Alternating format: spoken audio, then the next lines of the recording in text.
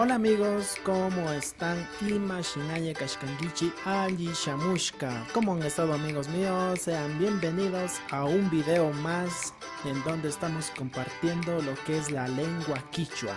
En esta ocasión vamos a estar viendo lo que son los animales. Sí, así es, los animales que son Wiwakuna. Wiwakuna se dice a los animales de forma general, pero en esta ocasión les quiero compartir Wasipitia Wiwakuna, es decir, los animales que podemos encontrar en nuestra propia casa, como por ejemplo el perro, la gallina, el gato, el conejo, el cuy, el chancho, entre otros animales más que ya conocemos. Pero ahora vamos a ver cómo se dice estos animales en quichua. Vamos a comenzar con nuestras mascotas, que es el perro. El perro en quichua se dice alcu. También tenemos otra mascota en nuestra casa, que es el gato. El gato se le conoce o se dice nisi. Ya saben amigos, si no sabían cómo se dice sus mascotas en quichua, aquí lo tienen, alcu y nisi. Además también encontramos o tenemos la gallina o el gallo. A estos animales se le conoce o se dice ataipa. Y sabemos que las gallinas ponen sus huevos y los huevos de las gallinas se le dice lulu.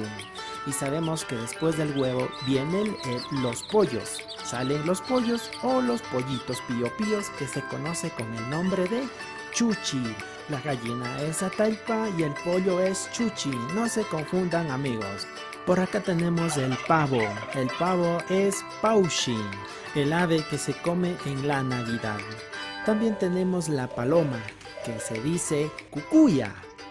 Otro de los animales que podemos encontrar en la casa es el pato. El pato se dice culta. Además de estos animales, también podemos encontrar especialmente en el campo, como es el cochinito o el chancho, que se dice cuchin. Ahí lo tenemos, ¿ok? También tenemos el famoso conejo, se puede decir guayingo o también se puede decir cuno. Y no puede faltar el famoso cuy, que se conoce con el mismo nombre cuy. Lo único que cambia es la escritura, como pueden observar amigos. Y bueno amigos, esto ha sido todo. Muchísimas gracias por ver este video. Si es que te gustó, déjame un like, coméntame acá abajo. Yupay-chan y Mashikuna, les agradezco mucho. Gracias por ver este video. Y en el próximo video vamos a seguir aprendiendo más animales que nos faltan.